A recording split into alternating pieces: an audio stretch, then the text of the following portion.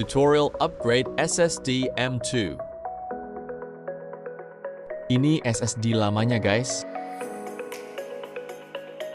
Kita lepas dulu baut pengunci SSD-nya guys.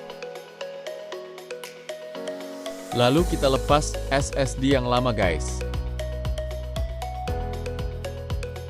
Nah, ini dia SSD M2-nya guys.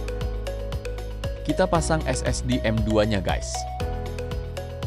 Pelan-pelan guys. Jika sudah terpasang, lalu kita pasang baut SSD-nya guys. Ini dia penampakan SSD-nya jika sudah terpasang guys.